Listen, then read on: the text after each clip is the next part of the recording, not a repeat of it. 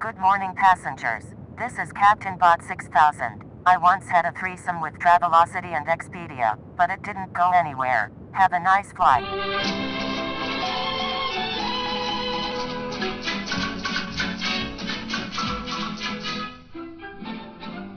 Hello and welcome to Piloting the Pilots, the podcast. My name is Erin. With me, as always, is my villainous vegetarian Cameron. How are you doing today, honey?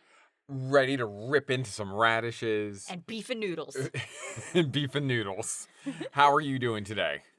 Doing all right. Doing all right. We had a good morning. Yeah, we went on the local trail. Yeah. So that was nice. It was nice, honestly. It was foggy and a little bit misty. Mm-hmm. Cold, but not... Well, chilly, but not cold. Pretty cold. My ears froze. Your ears froze and we left them there. Yeah. For the animals to eat. I was like, here you go. You're welcome. But it was nice, actually, to get out and metaphorically touch grass and literally touch grass. We saw lots of people, and it was just nice to get out in the world and remember there are normal things. That's your priority, is just living. Yeah. It's not, all these horrible battlegrounds Yeah. and chasing after money so that you can pay rent. Yeah. Like, yeah, you have to do that stuff, but it's nice to not think about it for 30 fucking minutes. Yeah, it's nice, and it's nice to be like, it's like how I've always complained. I'm bringing us way back.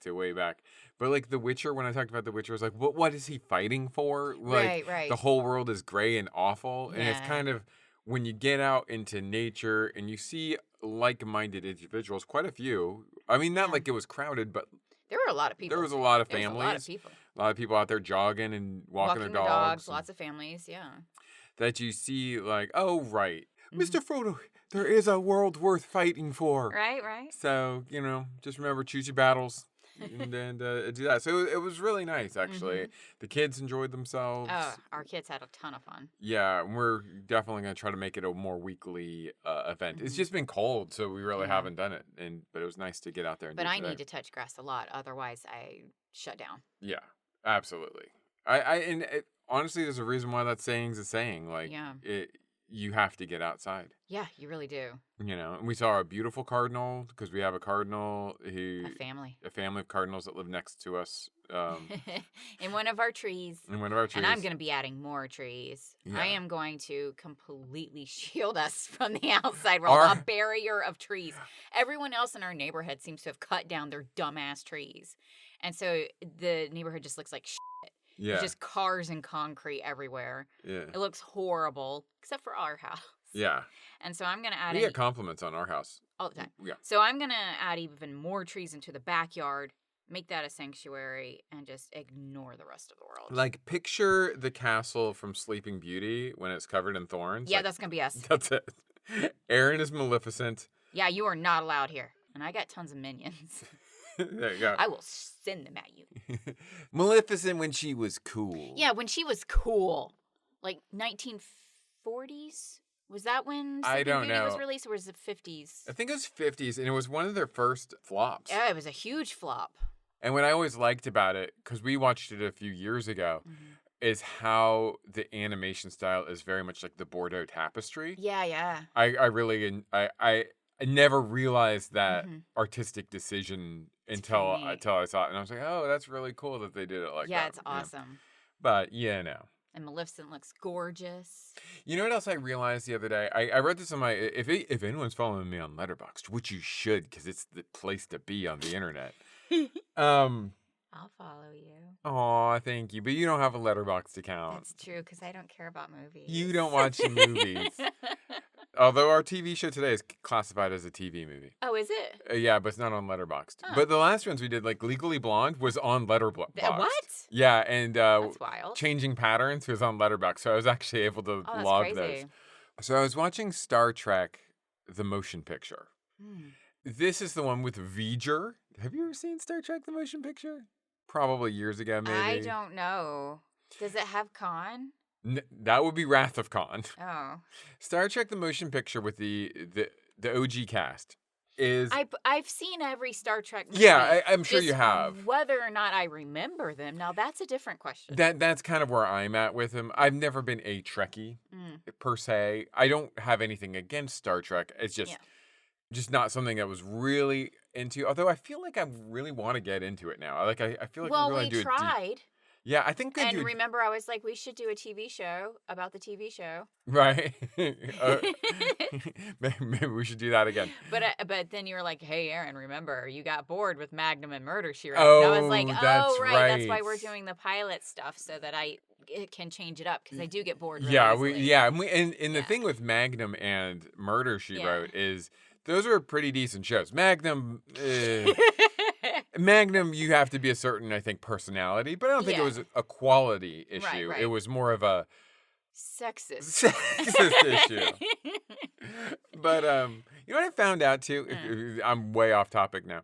Remember when we did finally the finales for both Murder, She Wrote and Magnum? We never even did the one for Murder, She Wrote because they didn't have it. They didn't have it. Oh, we did it. We did it eventually, I think. Yeah.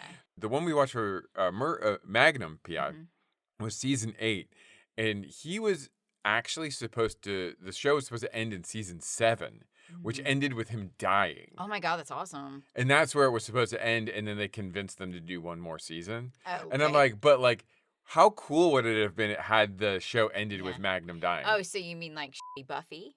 Yeah. How she died in season 5 and then suddenly she's alive again. And then they switched networks and like bring it back. And it was like, and then season 6, we don't even talk about season 6 of Buffy. Yeah, we don't talk about Buffy. We don't talk about, which suck. Honestly, that really does suck though. There have been times where I'm like, I would like to watch Buffy or Angel again. I just can't get past the Joss Whedon of it all. Yeah, and especially when you see some of these actors, they're good actors.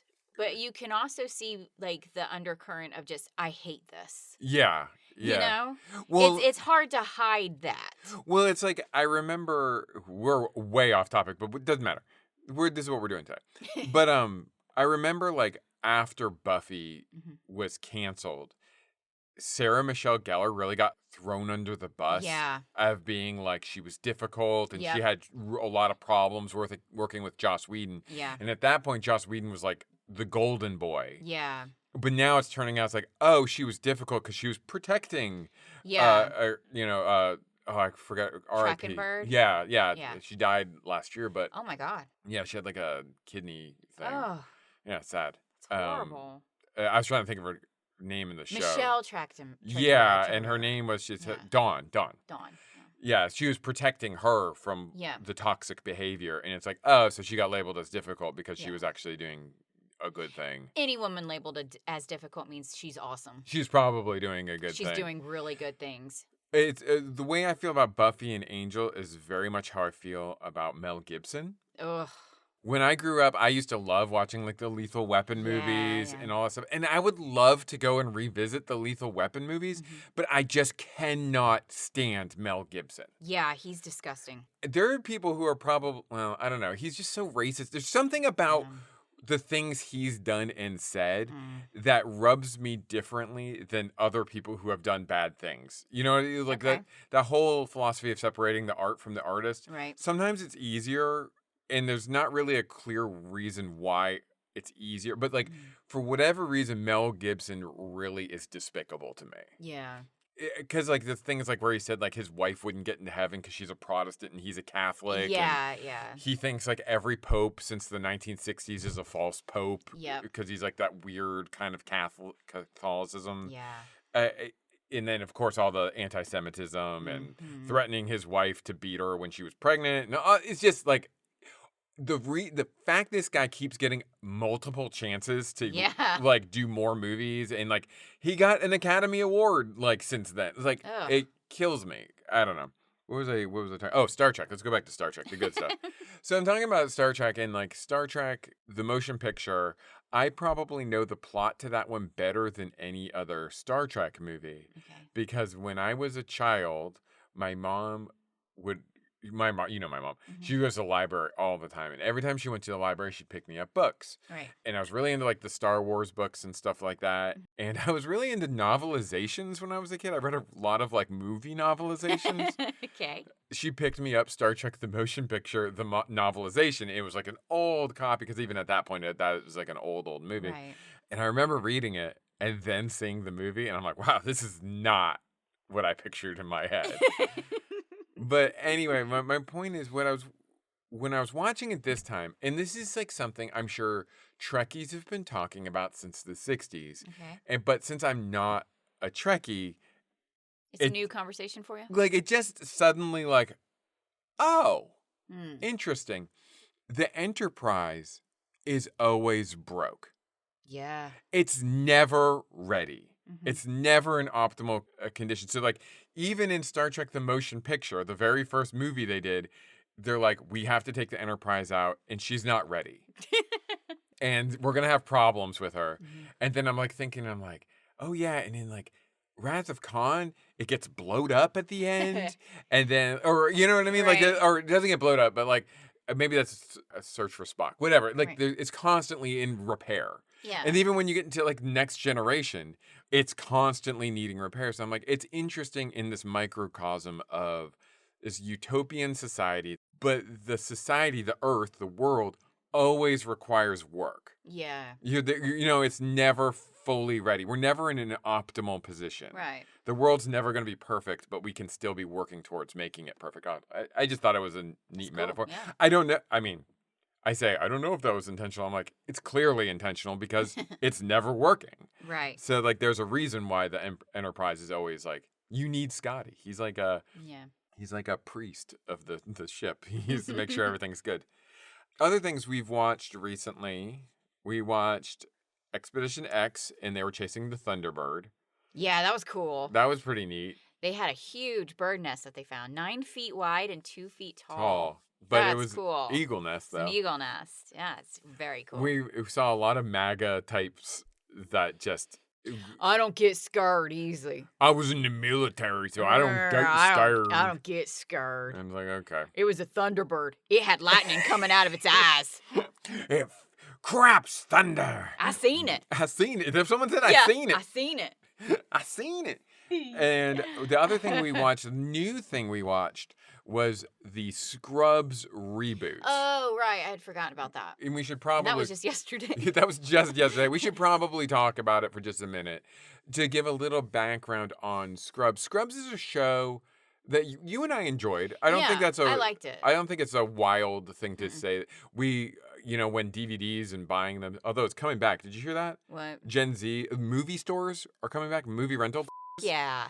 Because they want something physical. Yeah, because it was fun. And it was fun on Friday night to go out. I loved going into a Blockbuster. Yeah. Finding your dumb movie. Because it was always a bad movie. Yeah. Always. Because you couldn't get what you wanted because it wasn't there. It was never there. It was never there. So you have to get your shitty movie. Yeah. And then you'd pick up your, like, tater skins and Fantas or whatever. Yeah. And it would be great. It made watching movies an event. Yeah, it really did. Like, it was an event. This is an active thing we're going to do. We're going to go to a place. We're going to pay money. We're going to get this thing, bring it home. Yeah. And, like, we're going to order pizza and we're going to do this thing. Whereas, like, I think a lot of movie watching now is just so passive because it's how music and all art has kind of been diluted by being... they're no longer events. Yeah, it's not an event. It's just given to you. Kind of like in WALL-E, where like everything is just fed to these people. That's interesting. You just gave me an idea. I think maybe I should make an event for my pre-mades. Okay. Just have like a little event party. Okay, yeah, I like that. Like online event party for my authors that I work with. Yeah. And, we just chat about stuff for like 30 minutes or something. Just kind of make it a dumb event. Yeah. Hey, this is something we can do together. And, like, make a community. You're making a community. Because, like, I feel like so many different communities have been destroyed. Like, Facebook destroyed a bunch. I used to be a part of this huge cover artist community. Yeah. And then over the course of years, they either quit. Yeah. Or, they had to leave Facebook for whatever reason. Or they had to get actual jobs. Not actual jobs, but like different kinds of jobs. 9 to 5 jobs rather than like an art job. And so like I haven't had that community in years. It'd be nice to build that up again. Yeah, and we used to always have competitions. Yeah. As cover artists. We'd be like, okay, here's your shitty image. Do something amazing with this. And we would all bring different looks to it. It was always so much fun. And, we had a ton of followers. And we had people who loved watching this. Yeah, I think you should do that again. Maybe reach out to some of those people. Communities were fun. Well, they're the people that were once there, they're no longer. I'm one of the last. Yeah, that's true. I'm one of the very last. I think, like, third spaces in life have been quietly decimated. Yeah. But then there were third places on the internet, which made the internet a place worth going to. Yeah. Like, I do miss certain forums and whatever where you had a tight-knit group of people that like were sharing in a community of like this thing, and you built friendships out of that. Right. Whereas like everything I think gets shifted over to like stuff like Discord or Reddit. Yeah. And those places to me are more about, you're not really having a conversation. It's not. It's not really a community. It's just you yelling. Yeah, and sometimes someone will be like, haha, LOL, here's a meme, like, or whatever. Like, it's not communication. It's not. It's the difference between talking and I'm talking at you or I'm talking with you. Exactly. And it's a lot of talking at. And I have no interest in that. Yeah. I mean, some people, I think a lot of people just, it's anything, but whatever. So we're talking about Scrubs. Yeah. So we have the DVDs of the shows. I personally never watched the final season of Scrubs. Not the one that was like the Learning College one. Yeah, I did. Oh, yeah, we didn't. I never watched that. I never watched that one, and I never watched actually the actual last season of Scrubs. Yeah, for whatever we reason, never did that. I don't know why. I don't know why either. It wasn't even that it was like I don't like it anymore. It's just we just never did. We just never did. But like, yeah, I totally liked Scrubs. I thought it was fun. I thought it had a nice balance of humor and heart and all that good stuff. Like that episode when, spoiler alert for something that's like 20 years old. Not a spoiler anymore. When Brendan Fraser's character dies, like that is like a huge thing. Yeah, so they announced this reboot of Scrubs with the original cast, most of them coming back. And I felt the way I feel about most things when we're rebooting things after 10, 15 years. I'm like, why are we doing this? Do we need to do this? Even though it does have its very funny moments, these people are old now. They're old. Like, you can't act like a dumbass teenager anymore. Yeah, there's something... Like, you're an adult now. Yeah. You're an adult now. Yeah. You should have responsibility by this point. Yeah. If you haven't aged mentally in 30 years, you've got problems, and I don't think they should be laughed at. Yeah.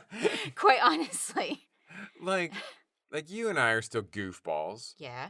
But like we've definitely not the people we were when we were 20 Well, or whatever. The point of us being a goofball, though, is we have kids. Yeah. So we can keep being goofballs because we can be goofy with our kids. If you're in a position of responsibility like they are and taking care of lives and balancing budgets. Yeah.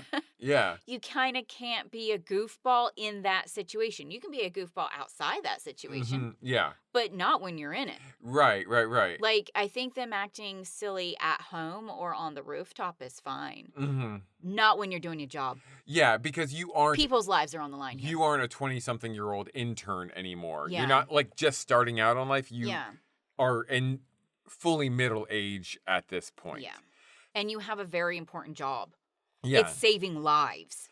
It's helping people. You can't just be like, ha, ha, ha, ha, ha, look at how stupid you are with your needle. Yeah. No, man. I equated it to you yesterday of, like, the appeal of Ryan Reynolds. And I was like, yeah, he looks great. He's in his 50s and he probably could pass for his 30s or whatever.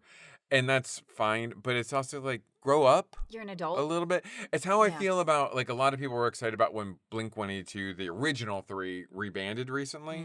They're all in their 50s now. Right. And... You can't be singing about your garage anymore, is all I'm saying. Right. One of the single from the new album, the lead single was Edging. Okay. And I'm like, you guys are 50 years old and singing about edging? I'm like, it seems really gross. I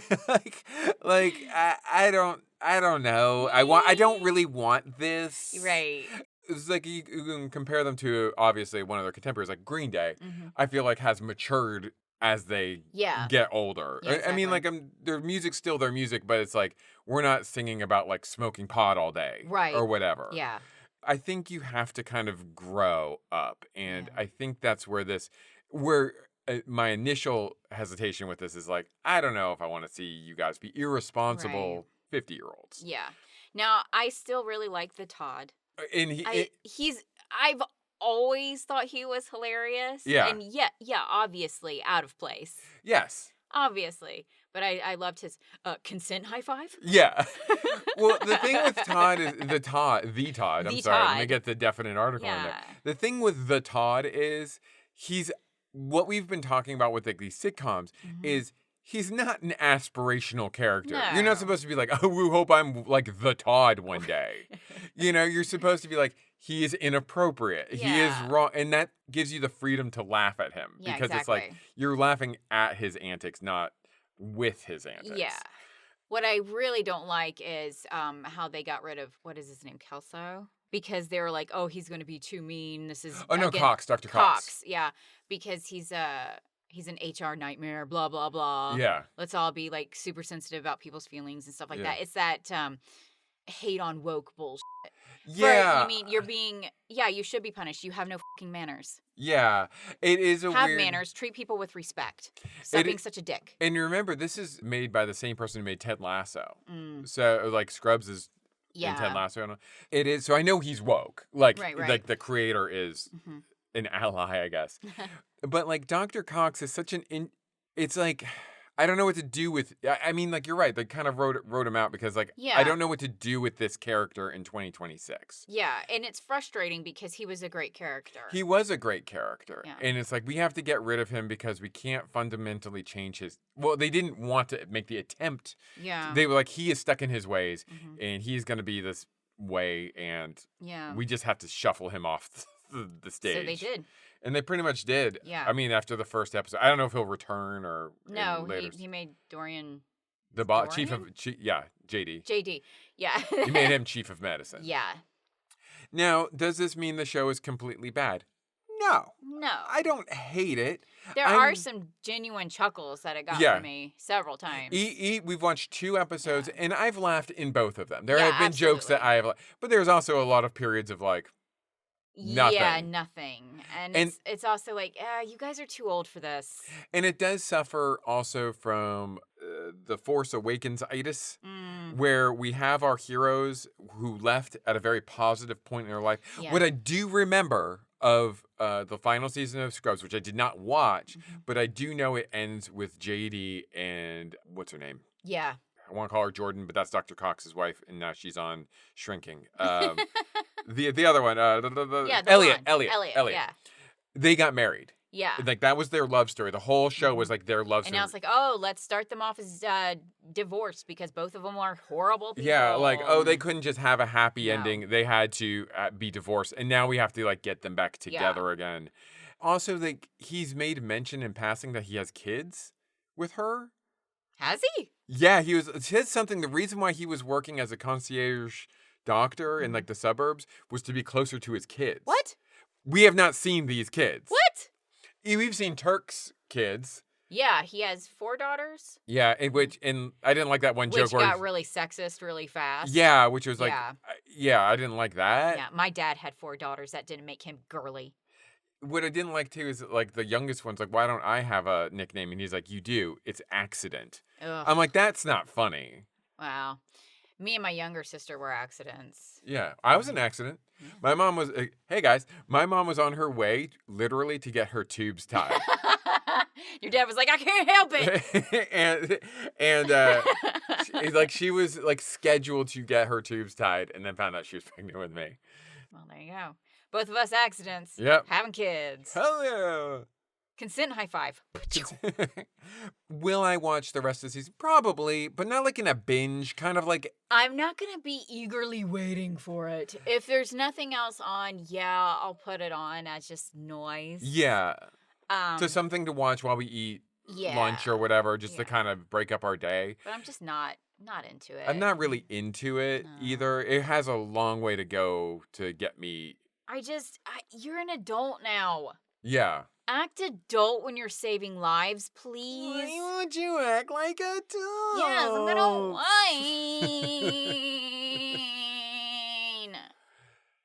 Anyway, that's our feelings about the Scrubs reboot. Yeah. Check it out if you want, but I don't know if it's must-see TV or anything. But what is must-see TV? Oh, yeah, it's what we watched. What? We watched a show as sort of promised. We said we wanted a mystery show. We ended up with a surprise spy show. Yeah, a surprise spy. I mean, like, it's called Assignment Mexico, which, you know, okay, that sounds like in hindsight. In hindsight, it was totally spy. I get that's totally a spy channel. But, like, we didn't really know what this was about. It's from 1956, I want to say. Peggy Castle is in it. Peggy Castle? Peggy Castle is in it. Peggy Castle. Starring the Peggy Castle. I don't know who Peggy Castle is. She's stunning, and I love her. She's amazing. I love her. She's absolutely incredible in this. I mean, but I didn't know who she was, and her name was everywhere in that show. We are. I mean, like, obviously you could tell probably by the tone of our voice. This show was so much better than the Scrubs reboot. Like, this was a show that I love when we have no idea what we're getting into. Yeah. And we're expecting it to be like, oh, this is going to be awful, but it's going to be fun because it's like 1950s, like that wife one we saw like a few weeks ago. Oh, yeah. And to be completely taken off guard of what a show is. Oh, yes. And then be like, within 5-10 minutes, you and I were like, I like this show. Like, She's this is cool. Because, okay, so what Assignment Mexico is, it starts off with like a cold open, and this woman, not Peggy Castle, she is in the... No, it opens with her husband. It's with Juan Diaz. Oh, does it open with her? Yeah, it opens with her husband being like, I cannot wait to kill my wife. That's right. And we were like, wait, what? Yeah, we were like, yeah, now in hindsight, I'm like, oh, yeah. And then the wife comes on and is like, you have to hide me. And she goes to... And then some guy off screen is like, we will protect you. And he turns... And then it ends. And you're just like, and you and I were like, what's happening? Well, actually, what happens is this is a man named Juan Diaz. This tall drink of Mexican water.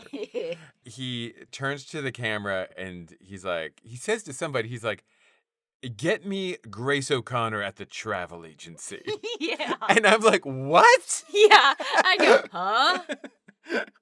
So, and then it cuts to awesome Grace O'Connor looking cool as shit. Yeah.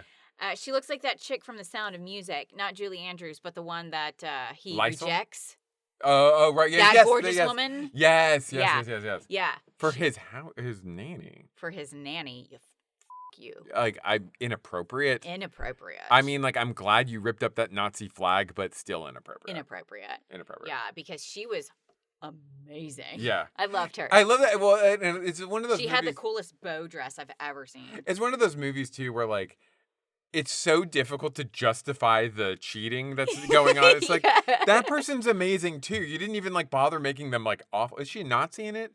I don't think so. I think she's anti-Nazi. Yeah, I think she is. It's been a while since I've seen it, but I don't think she's like, it'd be one thing if she was a Nazi. Right. I think she might be complacent though. I think she might be just like, I'm not really doing anything. Anyway, point is, she's cool looking. Yeah. And this Peggy Castle, it's Grace O'Connor. Cool, very cool looking. She starts walking down the street and I had to write this down because I think it was translated bad. And literally walking down the street. Like walking down the street. And she goes, this is the most exciting city in the world, Mexico. We both were like... And we go, wait a second. Did she just say Mexico, the country, is the most exciting city in the world? Yeah. Interesting. It would be... Like, obviously she means Mexico City. Yeah. The most exciting city. But she didn't say the most exciting city. And I understand, now that I'm saying out like the most exciting city in the world, Mexico City, sounds weird. But saying it without the city part makes it sound like you mean the country of Mexico. Exactly. The city. Yeah, like... Yeah. Yeah, it's like a New York City. Like, it's part of the name. Anyway, and she literally spins... Singing in the Rain style on around this street lamps. She's like the most exciting and adventurous city in the world, Mexico. And we were like, oh, this is awesome. Okay, great. And then we get kind of a brief little music number while she's walking down the street. She's going to her travel agency, and it says like Assignment Mexico, Peggy Castle, Peggy Castle, Peggy Castle. And we're like. And I look at you and I go, oh, is Peggy Castle in this?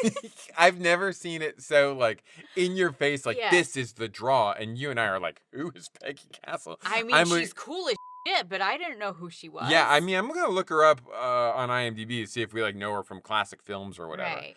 But she's great.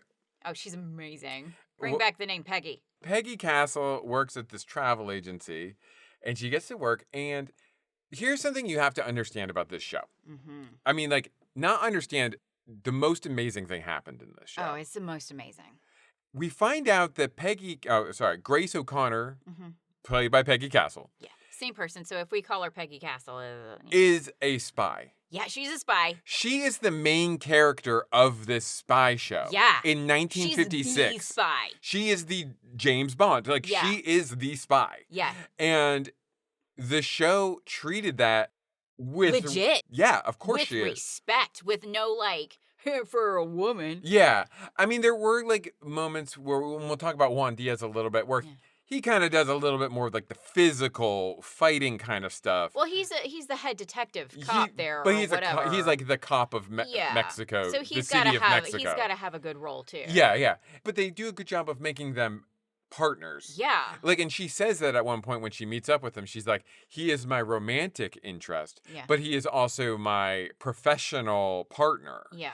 There's not really a point in the show where you feel the imbalance is off. Exactly. Like, they work really well together. They're horny for each other. Yeah, and they work well together. And as you will also notice, this is 1956, and his name is Juan Diaz, and he is a Mexican man. And she is blonde. She is a blonde white woman from America. Yeah. And that's not treated with any kind of, like, racism or whatever. This is like, of course, he's handsome and she's awesome. Like, these people. And then there's another woman she works with at the travel agency who's like, I moved to Mexico City 15 years ago looking for romance. Yeah. There's no racism there, which is surprising to me in 2026, because there would 100% be racism today if they were going to do this. But anyway, she's in her office, and there's like a moment where like one of her like guys who works with her, I didn't know who he was at first. He's like trying to cross the street in Mexico City. He's like nearly dying, and she's like laughing at him, like nearly dying. So Juan Diaz calls her. He invites her to a park, and that's where she's like, this is the perfect place for us to talk, both in both capacities, because it's romantic for our sex, and it's also like quiet for our like spot Peggy gets around. Peggy.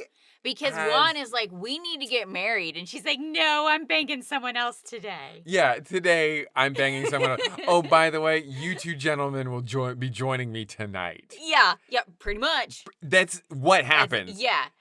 She's like, because sometimes when she was bringing around this guy, she was like, Donovan. Normally I would give him the time of day, but I'm busy right now. Because, Juan Diaz is like her paramour and like wants to marry her. He loves her so much. And she's like, if I want to sleep with one of my clients on the travel, then I'm going to because that's just fun. That's just me, Peggy Castle. That's me, Peggy Castle. That's what I do.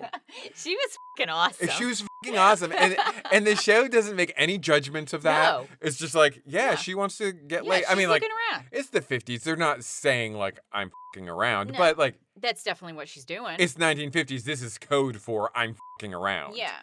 And she tells Juan Diaz when he invites her to this park, he says, hey, I got this woman.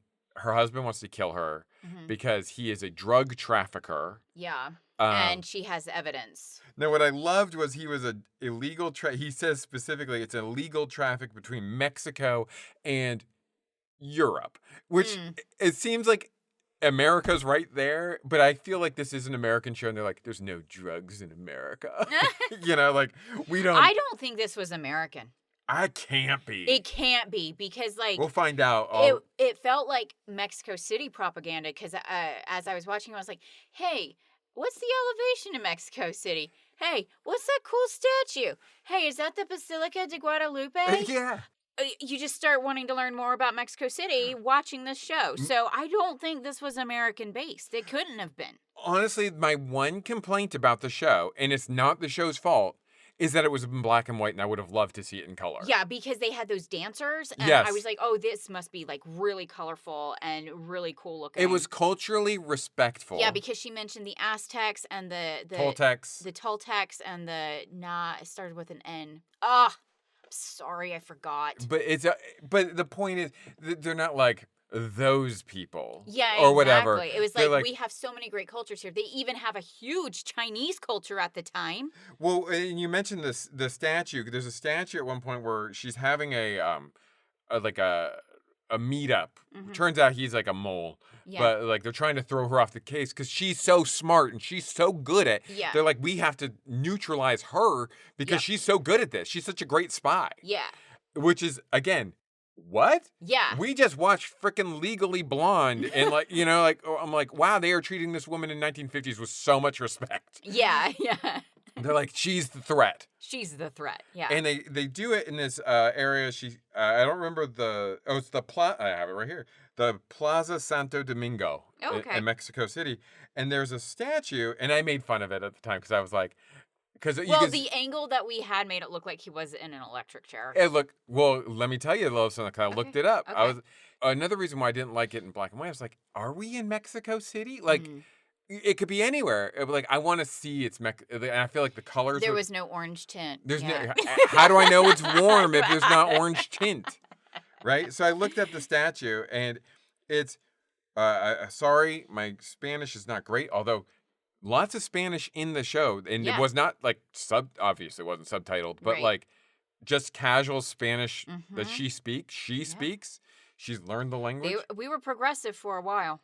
She said that statue is Josefa Ortiz de Dominguez. She was a heroine of the Mexican War of Independence in the 1800s. Holy crap! So it's a woman statue, and I was like, I wonder if they picked that because of Grace. Of Grace O'Connor. They were like, here's symbolism. Here's this woman hero. Wow. We're going to have her meet beneath this statue. Oh, because she's cool. Our women. Oh, that's awesome. Are you kidding me? That's awesome. Holy that's awesome. Man. The actual thought that went into this program. Wow. In the year, again, of 2026 of like AI slop everywhere. Yeah. To see someone actually put thought into their art. 70 years ago. 70 years ago for a statue that at that time nobody would have had the capability to just look up that information. Like I have the ability to Google, like I literally like statue in Santo Domingo Plaza, Mexico City, and it came up. Wow. Like, but they were like, if someone does know, they'll appreciate that. Yeah, that's impressive. You don't get that kind of detail work these days. No, it's like when you meet like a writer or something and you enjoy their work. Like, and I know I bring him up a lot, like Chris Claremont, when he was writing the X-Men, it's like, you can read those books and be like, oh, these are fun. Right. But then when you hear him talk about like the deeper meaning behind everything, you're like, wow, you put a lot of thought into that that most people probably wouldn't even catch. Man. You know, but you didn't care that most people wouldn't catch it. You put it in there for the people who would. Yeah. And to hopefully get people to explore, think deeper about things and just like, this superhero go boom. Right. You know? Yeah. It's what I wish Bethesda would do, but don't. Yeah. Yeah. Yeah. Yeah. They don't believe in good storytelling. They've literally said that. Yeah. Because they think gamers are too dumb to appreciate storytelling, that they're just there to shoot things. Who was that? Who was the guy? The head writer, was that Emil. Satya? No, Satya is Microsoft. Okay, I don't know. Okay. No, it was Emil. He's their like head writer and. Yeah, he basically. Well, I remember he says like, what's the point of writing the great American novel if people are just gonna like rip it to shreds or whatever? Yeah, so he doesn't even bother, which is why Bethesda storytelling sucks ass. Come on, guys, you know it's true. Bethesda storytelling sucks ass. It does. Just be honest with yourself. It sucks ass. Yeah, it always has. It always has. It always has. Okay. Oblivion is proof of this. Oblivion's pretty bad with all the men who all the men who keep stealing their wives' heirlooms. Oh my god! It's like seriously. I was laughing, guys. I know we've talked about it here, but I was laughing so hard because I was like, oh look, another woman whose heirloom was stolen by her husband. Because you play these games, and I'm kind of like, I'm not sitting there watching you play, so I'm doing other things. And every time I would look up, it was another man who had stolen an heirloom from his wife, and it was another like quest. I'm like, really, again? Yeah, again. I mean, I guess one thing that I will say is also, again, not this show's fault. She meets under this statue with this man who says that he works for Juan Diaz. And he's like, we have a sketch of La Tigra, or El Tigra, or Tigra. I don't remember. Tigra, it's tiger. Yeah. And this is what he looks like. And the problem was... the sketch does look like the real one. It has the same mustache. It has the same forehead, the same kind of chiseled features. Yes. And so it's this is the same basic guy in sketch form. They're the same person. And it's not like they could have cast a different actor for the guy. Yeah. Basically, they're trying to throw her off the trail. At least have an actor who doesn't have a mustache. They both had gray little mustaches, the same receding hairline. Yeah, and so I was come on, guys. This looks like the same guy. It was wild. I'm please get someone with a beard or something that it's not the same guy. Yeah. Because I was that does look like the guy. She uses this man named Donovan. Donovan is one of her clients at the travel agency because she's still that's also what she does. That's her cover. So she still has to do that kind of stuff in between danger, which she says she loves excitement. Yeah. She's I'll do anything, especially if there's a little excitement involved. It's yeah, you will. Yeah, she's awesome. So she picks up this guy, Donovan, and she's showing him the sights of Mexico. Again, you and I are I want to go to Mexico City. Yeah, I was oh, I'm going. Look at all these cool fountains. Look at these people rowing boats in this lake. It's cool. There's all these parks and everywhere there's beautiful artwork and architecture and statues and sculptures. And this guy, Donovan, he has no interest in all that because all he wants to do is bang her. I mean, yeah. And sure, yeah. I mean, I do too. If I were single and she was my guide through Mexico City, absolutely. I'd be I don't care about these statues. While they're walking around, though, she sees the man in the sketch. And Donovan says, oh, that's Mr. Graham. And he must be following us. And she's oh, do you know him? And he's not really.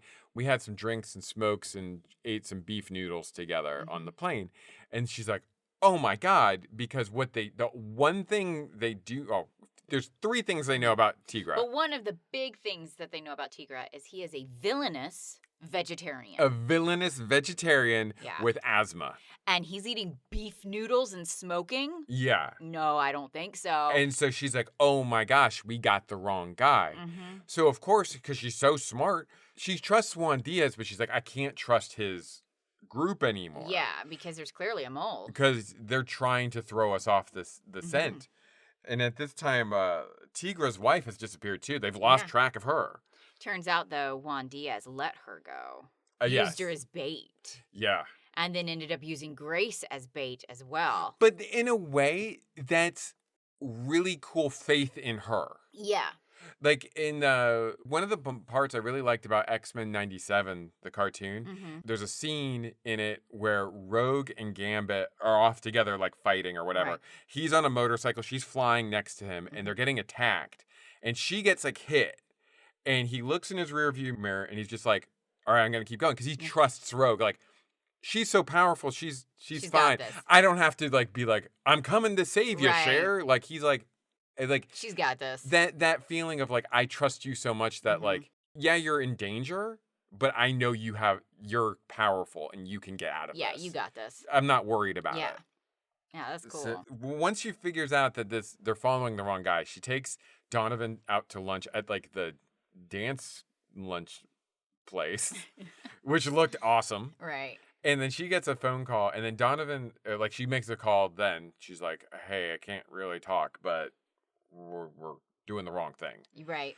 And Donovan comes up to her. He's I have to tell you, you were the worst tour guide I've ever had in my life. I'm she's taking you all over town, sir. Yeah. And she goes, well, I think you're the best guest I've ever had. And he's oh. Boner. Oh, okay. 5 stars. 5 stars. Yelp review. 5 stars. Yelp review. The tour sucked, but the guide was fucking hot. 5 she stars. was she was basically like a Hooters waitress to him. It's oh, these wings suck. And she's but you're hot, cutie. 5 stars. Tip $1,000. Woman, talk to me. So, just totally. And then she's this is important for later. She says, look, I have to leave. But I'll tell you what, lunch was kind of a bust. You can still look at this woman dancing for you. But why don't I make it up to you and we'll have dinner later? And he's Oh, yeah. Oh, yeah. Okay. So she leaves. And then basically at the end, she doesn't tell Juan Diaz what she's doing because it's not that she doesn't trust him, but she knows there's something going on there. Yeah. She makes an arrangement to meet with Miss Graham. She takes her to like the catacombs. No, that's where Miss Graham takes her. That's where Miss Graham takes her. Yeah. And like we said, Juan Diaz is following and everything. And I mean, that's pretty much it. Grace saves her. And Juan Diaz does punch out Mr. Graham. Yeah. But they figure it all out and everything's good. The wrap up of the show is there's 2 wrap ups. It's like Lord of the Rings. She comes out and she just looks stunning in that black dress. She's so beautiful. My gosh. She's so beautiful. And she meets up with Juan Diaz. He's waiting for her. Right. He's looking stunning as well. Oh, yeah. Like just good looking people all around. I mean, just like to be in the presence of people who actually gave a shit about what they look like. Right? Yeah. Because like today, even just like driving through our neighborhood, there was people with their pants down around their butts, you know? And I'm just like, pull up your goddamn pants. My wife is 85 years old. I am 85 years old. I believe in manners and dressing nicely. I mean, it doesn't have to be vanity. No. Just go out. Present yourself better. God. Just wear a clean shirt. Why do you want to look like a slob everywhere you go? Wear clothes that fit. Yeah. Use Dial soap. Yeah. Oh my God, Target. Guys, we had to go into Target the other day. Oh gosh. Oh, you know we only go to Target when we are desperate for something. It was tea. It was ice trays. Oh, ice trays. Yeah, we couldn't find. So that I can start find ice trays. Yeah, so I can start freezing my homemade broth in little ice cube sets, so that whenever I need them, I just pop one in. Yep. Right. Oh my God! So we had to go into Target because nowhere else had them. Dude, worst experience of my life. Yeah. That store is trash. Yeah. Pure trash. And the people there, I'm not talking about the people, consumers. I'm talking about the employees. Oh, God. They all stunk so bad. We really need to have an intervention in this country about cologne and perfume. Get rid of it. You know what's cheaper? Dial antibacterial soap. Yeah. Just use that and some deodorant and you will be fine. Yeah. You will be perfect. You will be good to go. But like I was literally dying. Erin, like we can't walk down detergent aisles usually. No, we can't. Because the smells are very hard for Erin. And this employee, there was a few of them. There were several, but this one in particular nearly knocked my ass out. And he was like far away. And I'm like, did you dump the whole bottle on yourself? Because that's crazy. And I don't know what person would be attracted to that. Like, I guess. I don't know how you breathe next to them. Yeah, it was intense. But it just everybody out there just like doesn't seem to care about their appearance. Yeah. And I'm not talking like we all have to look like Tad Strange or whatever. No, like, I'm not talking about being vain or narcissistic, nothing like that. I'm just talking about taking a shower. Look clean. Brush your hair. If you have a beard, try to keep it kind of tight. Nice. You know, I mean, like I always have like some kind of like 5 o'clock-ish shadow going. I love your 5 o'clock shadow. Thank you. I always have to warn Erin when I'm going to shave, though. Yeah, it freaks me out because he gets so baby smooth. It's like a different person. It is. He looks wildly different. So it freaks me out every time. So I'm like, hey, I'm going to go shave. This is not a new person in the house. It's just me. Target was just a miserable experience. Oh, it was awful. And what we were talking about was like how 10 years ago not even 10 years ago. Not even. We used to love going to Target. Loved it. Like, it was fun. They actually had a cafe in there where you could sit. They would give complimentary fruit to kids. They had play places for kids inside the store. Yeah. It was awesome. Our kids loved it there. And now it's like they don't even make an effort to keep the store tidy. Yeah, there's inventory everywhere. Everywhere. And I'm like, you're not selling it clearly because it's stacked on top of each other. It's horrible. I guess what I'm saying, the same thing we're saying about like not vanity, keeping yourself. It's about presentation. Yeah, it is. Present yourself well. Yeah. You don't have to be vain about it. Yeah. But like cut your fingernails. Yes. Wear a clean shirt. Yes. Wash your dick. Wash your dick. Yeah. Change your pads, ladies. Good God. What is that, like a bathroom thing? Oh my God. Seriously. You stink if your pad's older than 4 hours. Everybody can smell it. Remember that commercial we just watched recently? Where like, oh yeah, there's a commercial out there. It's not for Vagisil. It's for what is that stuff that it's vaginal hygiene. It's basically to prevent smells. To wash your cooter. Yeah, and what's so funny about how this commercial is structured, if you've seen it, is it's set up like a man on the street kind of thing. Yeah, like asking people questions. And they walk up to this woman and we're like, does your vagina smell? And she's like, sometimes. And you and I are like, if I were that woman, I'd be like, do I look like someone whose vagina smells? Does it smell? Can you smell it? I can't smell it. Can you smell it? I can't smell it. Oh my God, do I smell? But she responds to it like it's just like a normal question. Like a normal, oh yeah, sometimes. What? What? I would be like, oh my God, I look like someone whose dick smells. This person came up to me specifically like, that guy definitely has a smelly dick. Like that. Oh my God. Guys, we have to do something about the commercials. We have to. We have to. It's driving me insane. Oh God, yeah. This is bad. And do something about hygiene. Come on. Hygiene needs to be taught. Yeah. It needs to be taught in schools or something. Well, wouldn't say it. I had my first soccer practice of the season and I met a woman. And you and I had been talking about how they need to bring back home ec. And she actually is, she said it's called FACTS now. It's like family account something. It's like an acronym for something. Okay. But she's like, when you and I were younger, it would have been called home ec. And I'm like, oh, cool. You guys actually do home ec. And she went through like everything. Yeah, because every kid needs to know how to cook. I don't care if you're a girl or a boy. Yeah. You need to know how to cook. You need to know how to clean. Yeah. You need to know how to... Common sense. Common sense. As my dad used to say, common sense isn't very common. Yeah. And etiquette. She teaches etiquette. That's excellent. You need to know that. Yeah. And like to the point, she's like, when you guys go out on dates, this is how you should, behave and like in public and blah, blah. That's excellent. That's a great class. Yeah. I think it's very important because a lot of people, if you had it when you were a kid, you forgot it. Yeah. Or you never had it at all. Or you never had it at all. Mm-hmm. Anyway, the end of Assignment Mexico, she wins and she's down in this dress. Juan Diaz is in his suit and they're like, he's like, I can't wait to take you out to dinner. Yeah. And she's like, well, you're going to have to make a table reservation for 3. And the camera pans over and there's Donovan. Like, not upset. Eager as a puppy. He's like, yes, threesome. And Juan Diaz is like, okay, threesome. This is what she wants. What Grace O'Connor wants, Grace O'Connor gets. Because she is the spy. She is the linchpin of the show. And if I have to have sex with Donovan too, I guess that's... So be it. It's worth it. It's worth it. So, like, I'm not full gay, but I will be gay for her.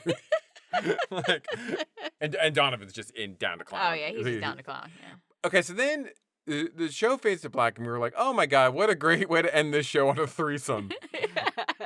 Wasn't expecting it. Right. And then it shows Peggy. I'm gonna say Peggy Castle comes in as Peggy Castle. Yeah, that's what I was gonna say. I'm not gonna gonna call her Grace at this point, but she comes in through this balcony in this beautiful what looks like a hotel room. Yeah. And I was like, oh my God, it's gonna be so funny if Donovan and Juan Diaz are like in bed with like out shirts. No, they're not showing that. And unfortunately, it was almost weirder what happened. Right, it was super weird. Peggy sits down. The actress Peggy, not Grace O'Connor. Directly to camera. Yeah. Starts selling us on the show. Yeah, she's like, we're going to have romantic adventures every week. Yeah, and every week we're going to have romantic adventures. I'm going to sleep with another guy. And I want to talk to you about something near and dear to my heart, and that is Grace O'Connor. And she just goes on to like, this is why we chose Mexico, right. And this is why because the confluence of cultures. The confluence of cultures, and like, and she explains like all like the native indigenous stuff that's there and everything. Basically, at this point, I think she's trying to sell people on the show. Yeah. Because she says next week she will be doing blah, blah, blah. But as I looked up on IMDb, next week never happened. Oh, that's awful. So, I would have kept watching. I would 100% have kept I think she's cool as shit. Just absolutely cool as shit. I think the show, though, was way too ahead of its time. Way too ahead of its hell, time. It's ahead of the time in 2026. Well, yeah. You want to talk about people being like, this show's so woke. Yeah, exactly. You know, it's way ahead of time even now. Exactly. Peggy Castle, what did she do? I mean, she's all over the place in terms of older shows. There's Assignment Mexico. Did she ever do it again? Did she ever reprise that character? No. Let's see, let's go a little bit earlier in her career.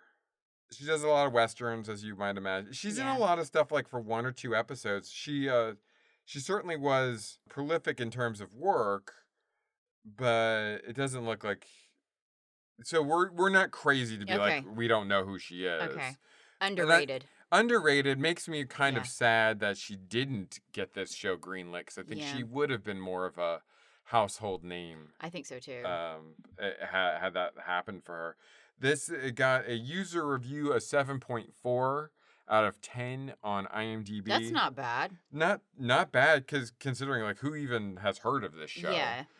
No written reviews. You can be the first to review it. I would say if you have 30 minutes, it's worth watching. It is a weird watch, and I think it's worth your time. Even though we've kind of spoiled basically the whole plot, I think it's worth it, especially if you're tired of modern stuff. There were some conversations that went way over my head. Yeah. Because the English was too advanced. Yeah. Conversationally for me to follow. Yeah. So English has changed a lot in 70 years, clearly. Yeah. And so I think that's interesting that you should watch that just to see the cadence of how they talk. Exactly. And how different words are used. Because I think she was like declining someone's offer. Oh, she goes into a bar. But I was like, that conversation just went way over my head. What's going on? Oh, I wish I could remember. I have there's some quotes in here, but I don't think I have that one. Oh, here we go. The Thorwald. I don't even know who that is. Okay. I actually have this quote that you have. Nice. So she goes into this bar looking for someone, and she asks like the barkeep, like, "Hey, have you seen this guy or whatever?" And he says no. And then there's a guy sitting there who says he does work for Tigra, because he gives her.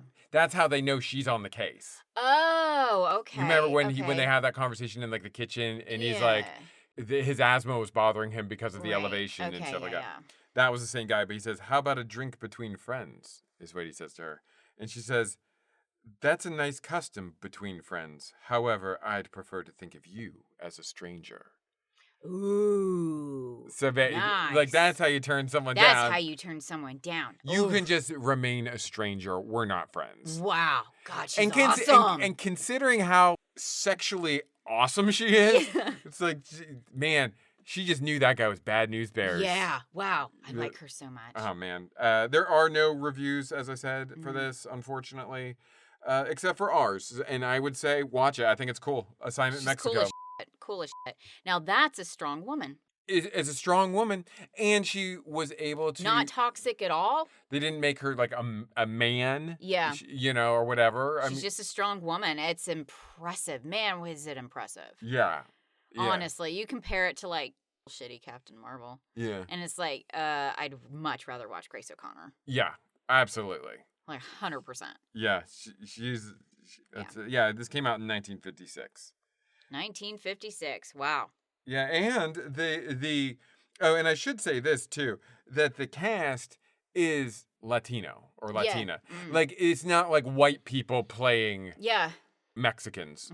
These are the people are represented.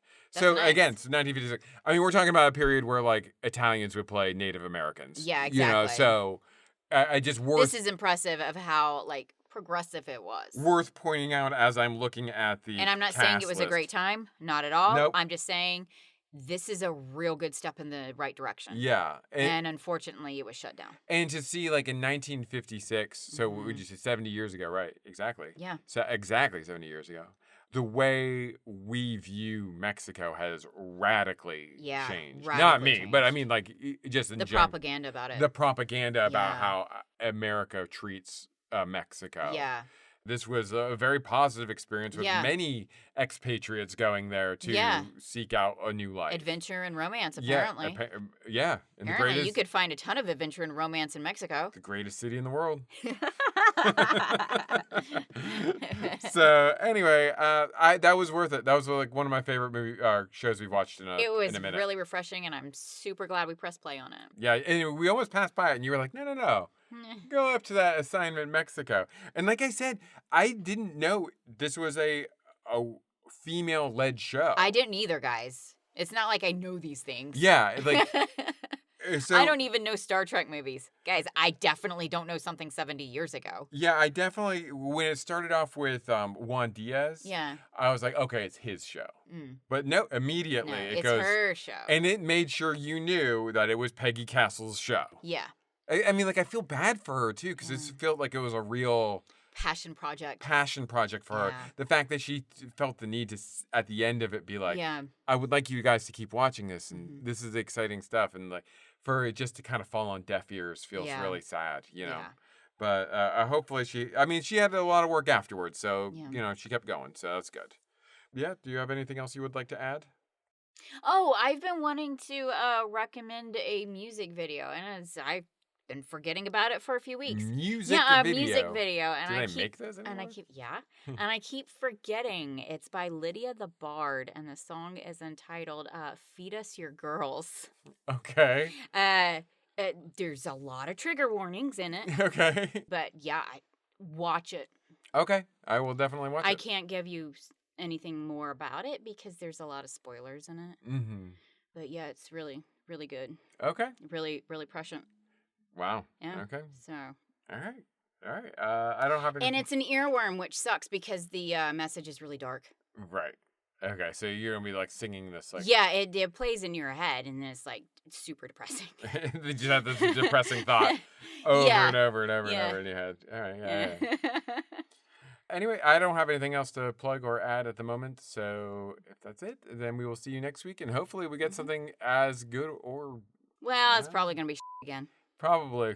We can't always land on these awesome things. I love it, though, when we do. Like, I do, too. Because, again, we've said this a lot, but it's like we're not purposefully looking for bad shows. No, we want to find the good shows. You know, and apparently the 50s were more progressive than the 90s. Yeah. I figure. I mean, like, granted, we've been really doing a lot of, like, failed pilots. So, the balance of, like, good versus bad, it's like, well, it was probably not picked up for a reason. Yeah. But like sometimes those are just really fun to watch. Yeah, this one wasn't picked up because it was way too progressive. And like I said, it's too progressive even for now. This is so good that I would like there's a part of me that's like, man, how could we continue the adventures of Grace O'Connor? Right. Like I would like write a comic book or like this would be something I would reboot. Yeah. Honestly. Yeah, absolutely. If we could they would do it so wrong though. I know. Well, that's why I don't want any kind of modern writing touching this. I just want it because I want that character in Peggy Castle to be remembered. Yeah, I do too. That's Me it. too. We will see you next week for whatever we do. Hopefully it'll be good. Be sure to contact us, pilotingthepilots@gmail.com. We would love to hear from you. Love you. Love you, bye. In the most exciting city in the world, Mexico.